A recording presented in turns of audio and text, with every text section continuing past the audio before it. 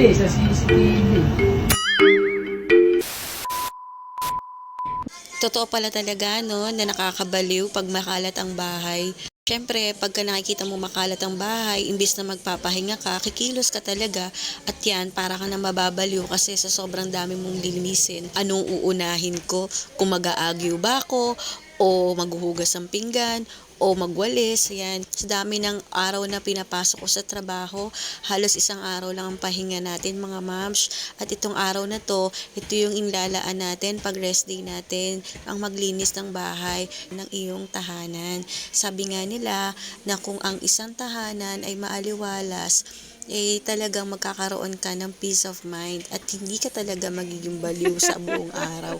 Siyempre, mas masarap magpahinga kung malinis ang bahay, 'di ba mga moms? Dapat isipin din natin na hatiin natin ang oras natin. Magkaroon tayo ng time para sa general cleaning, magkaroon din tayo ng time para naman sa ating mga sarili.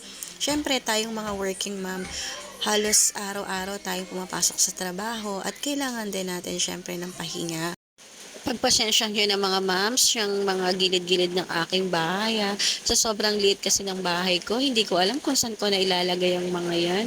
Makwento ko lang din mga moms, itong bahay nga pala namin, kung mapapansin nyo, parang may tipong may mga putik-putik at may mga bandik pa ata nung mga panahong binaha kami ng Ulysses.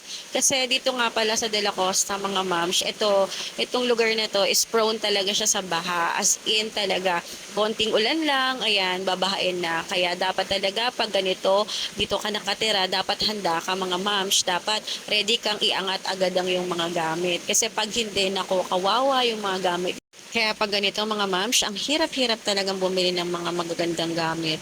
At ang hirap-hirap din bumili ng mga sopa na, alam mo yon yung pag nabasa, matatapon mo agad kasi manghihinayang ka dahil nabasa at nagputing buraks na talaga. So, kalimitan ng binibili namin dito mga moms, yung mga plastic lang talaga na gamit. Anyways, sa sobrang daldal ng mamshi nyo, ang dami ko na tuloy na kwento sa inyo. So, hanggang dito na lang muna tayo mga moms. So, paano po mga moms? Bye na. Lagi po kayong mag-iingat. Follow me for more.